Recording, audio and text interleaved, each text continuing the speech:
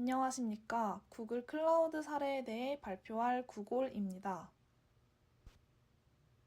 발표는 클라우드란 구글 클라우드 플랫폼, 기업 활용 사례, 클라우드 서비스 이용하기, 과제에 대한 고찰 순으로 진행하겠습니다.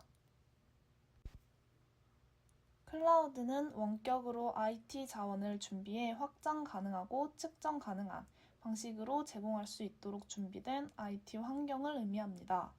또한 인터넷으로 자원들이 제공되는 형태로 인터넷에 기반을 두고 개발하는 컴퓨터 기술의 활용을 뜻합니다. 많은 기업들이 클라우드 서비스를 사용자에게 제공하고 있습니다. 저희는 그중 구글 클라우드 플랫폼에 대해 알아보았습니다. 구글 클라우드 플랫폼은 구글에서 개발한 클라우드 컴퓨팅 플랫폼입니다. 이는 구글 검색과 유튜브와 같은 최종 사용자 제품을 위해 내부적으로 구글이 사용하는 동일한 지원 인프라스트럭처 위에서 호스팅을 제공합니다. 관리자 화면이 직관적이고 마켓이 존재해 서비스를 설치하는 데 시간을 절약할 수 있으며 경쟁 업체에 비해 합리적인 가격 정책을 가지고 있다는 장점이 있습니다. 이러한 구글 클라우드 플랫폼에서 제공하고 있는 여러 서비스 중 구글 AI 플랫폼, 빅쿼리, 클라우드 스토리지, 구글 쿠버네티스 엔진, 구글 앱 엔진에 대해 조사하였습니다. 첫 번째로 저희가 찾아본 구글 클라우드 플랫폼 기술은 구글 AI 플랫폼입니다. 구글 AI 플랫폼이란 데이터의 크기 및 데이터 유형에 구애받지 않고 작동하는 머신러닝 모델을 손쉽게 빌드할 수 있도록 해주는 관리형 서비스입니다. 구글 AI 플랫폼의 특징으로는 다양한 구글 제품에서 사용되는 강력한 텐서플로우 프레임워크로 모델을 만들 수 있다는 것입니다. 그리고 확장이 가능한 관리형 인프라로 규모와 관계없이 모델을 빌드할 수 있으며 테라바이트급 규모의 데이터를 지원하는 구글의 AI 플랫폼 예측으로 학습된 모델을 바로 사용하게 합니다. 두 번째로 찾아본 기술은 빅쿼리입니다. 빅쿼리는 구글 클라우드의 페타바이트급 규모의 경제적인 완전 관리형 분석 데이터 웨어하우스로 거의 실시간으로 방대한 양의 데이터를 분석할 수 있게 해줍니다. 빅쿼리를 사용하면 설정하거나 관리할 인프라가 없기 때문에 표준 SQL 언어를 사용하여 유용한 정보를 찾는 데 집중할 수 있습니다. 또한 기존의 RDBMS, 즉 관계형 데이터베이스 관리 시스템에서 사용되는 SQL 언어를 그대로 사용하기 때문에 사용이 매우 쉽습니다. 그리고 클라우드 스케일의 인프라를 통한 대용량 지원과 빠른 성능, 데이터 복제를 통한 안정성, 실시간 분석 및 자동 백업과 간편한 복원이 가능한 것이 특징입니다. 세 번째 플랫폼 종류는 클라우드 스토리지입니다. 구글 클라우드 스토리지는 데이터를 저장하고 액세스하기 위한 온라인 파일 저장소 웹 서비스입니다. 클라우드 스토리지는 여러 자동 중복성 옵션으로 데이터 저장이 가능하고 목적에 맞게 데이터 저장 위치와 방식 설정을 할 수 있습니다. 또한 최소 크기가 정해져 있지 않으며 전 세계적인 접근성 및 스토리지 위치를 가지고 짧은 지연 시간과 높은 내구성이 특징입니다. 네 번째는 구글 쿠버네티스 엔진입니다. 구글 쿠버네티스 엔진은 컨테이너식 앱 실행을 위한 관리형 환경 서비스로 내방향 자동 확장과 멀티 클러스터 지원을 제공합니다. 클릭 한 번으로 작동하는 클러스터로 빠르게 시작할 수 있으며 컨테이너 이미지의 취약점 스캔, 데이터 암호화 등의 기본 보안을 갖추었고 자동 복구, 자동 업그레이드, 출시 채널을 통해 운영 오버헤드를 제거할 수 있다는 특징을 가지고 있습니다. 다섯 번째는 구글 앱 엔진입니다.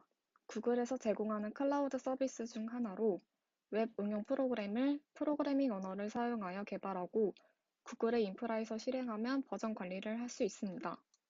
이에 따라 인프라를 관리할 필요 없이 애플리케이션을 무한대로 확장 가능하며 서버 관리 및 구성 배포가 필요 없어 개발자의 업무 부담을 감소시킬 수 있고 다양한 개발 언어와 개발자 도구를 지원합니다. 다음은 구글 클라우드 플랫폼을 활용한 기업 사례입니다. 당근마켓은 중고 물품 거래부터 모든 생활 정보를 교류할 수 있게 서비스를 제공하는 기업으로 구글 AI 플랫폼과 빅쿼리를 활용하였습니다.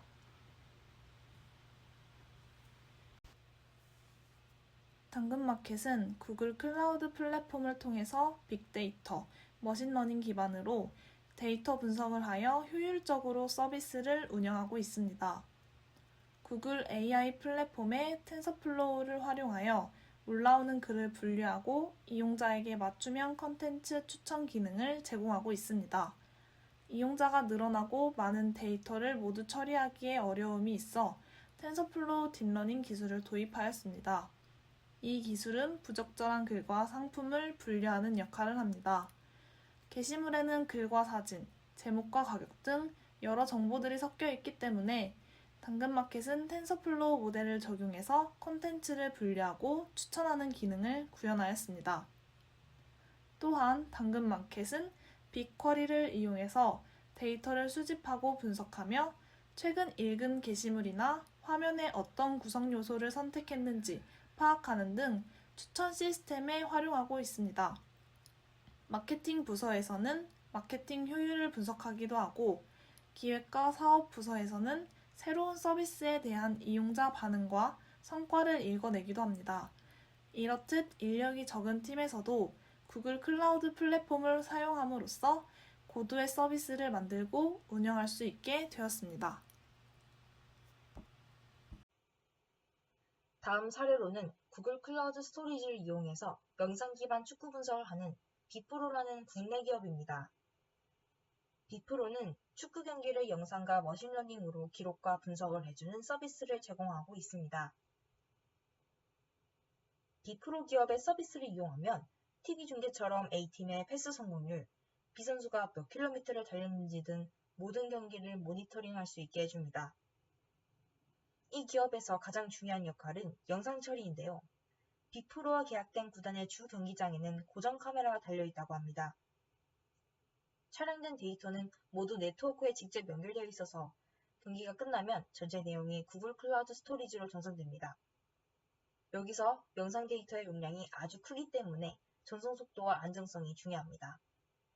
빅프로는 구글 클라우드 플랫폼을 사용함으로써 데이터가 빠르게 스토리지에 담겼고 편집과 분석을 마친 영상을 구단에서 다시 전달할 때 큰 데이터를 전송할 때 쓰는 CDN 서비스 없이도 속도, 안정성 모든 면에서 안정적이라고 합니다. 구글 클라우드 스토리지로 전송된 카메라 영상은 구단에 전해지기까지 여러 가지 과정을 거치는데 저장부터 영상 처리, 분석까지 영상과 관련된 다양한 작업들이 GCP 안에서 이뤄집니다. 따라서 빅프로는 스토리지를 포함해 GCP를 통해 전송 속도, 운영, 관리, 보안과 안전성까지 모두 챙길 수 있는 셈입니다. 빅프로는 스타트업이기 때문에 직접 인프라를 운영한 것은 벅차서 GCP 기술이 이용자들이 서비스를 쉽게 이용하면서도 빠르게 원하는 서비스를 쓸 수 있게 만들어주었다고 합니다. 세 번째 사례는 미국의 국제적인 프랜차이즈인 피자헛입니다. 피자헛은 고객의 요구에 집중하여 자사 홈페이지, 모바일 앱, 페이스북 등을 통해 고객이 좋아하는 메뉴를 주문할 수 있도록 하고 있는데 구글 쿠버네티스 엔진 등 구글 클라우드 플랫폼을 활용해 전자상거래 인프라를 전환하고 디지털 고객 주문에 대한 대응 시간을 단축했습니다.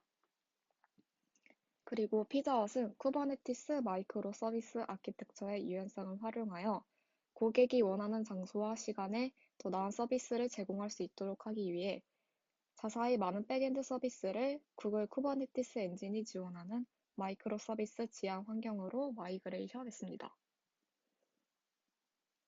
또한 쿠버네티스 엔진을 사용하여 각 서비스가 수신하는 트래픽의 양을 모니터링하고 증가하는 요청을 충족하기 위해 인프라를 빠르게 확장한 다음 수요가 느려지면 인프라 비용을 절약하기 위해 축소합니다. 이러한 기능들을 현지화 서비스, HPA, 클라우드 데이터 스토어과 클라우드 엔드포인트를 통해 제공하게 됩니다. 먼저 현지화 서비스는 구글 쿠버네티스 엔진에서 개발된 위치 서비스 관련 기능으로 고객이 온라인으로 피자헛에서 테이크아웃으로 주문하거나 음식 배달을 원하는 고객이 주소를 입력하면 해당 주소에서 가장 가까운 피자헛의 위치가 자동으로 제공됩니다. 또한 리소스를 효율적으로 사용하고 트래픽 급증에 대응할 수 있습니다. 또한 피자헛은 쿠버네티스의 HPA를 활용하여 트래픽의 급증을 처리하고 오류와 비정상적인 트래픽 패턴을 감시하기 위해 스택 드라이버 로깅을 사용합니다. 마지막으로 클라우드 데이터 스토어 및 클라우드 엔드포인트는 디지털 인프라 팀에게 피자 추적기 서비스에서 발생하는 전반적인 상황에 대한 가시성을 제공하고 작업을 분할하여 클라우드 펍섭 대기열에도와 비동기적으로 처리합니다. 그 결과 API 호출에 대한 평균 응답 시간이 10배 단축되는 결과를 가져오게 되었습니다.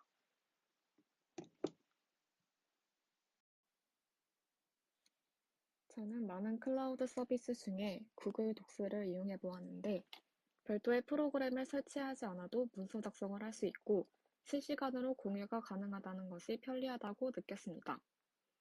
그리고 인터넷 연결만 된다면 어디에서나 쉽게 사용을 할 수 있어서 초보자들도 사용이 가능하다고 느꼈지만 심도 있는 작업을 할 때는 사용의 부족함을 느낄 수 있을 것 같다는 생각이 들었습니다. 저는 구글에서 서비스하고 있는 구글 드라이브를 사용해 보았습니다. 구글 드라이브는 주로 수업 관련 자료들을 저장하는 데 사용하며 최근에는 핸드폰의 사진도 백업하고 있습니다. 이것은 노트북, 스마트폰, PC, 태블릿 등 어디에서나 로그인만 하면 파일에 액세스 가능하다는 것이 가장 큰 장점입니다.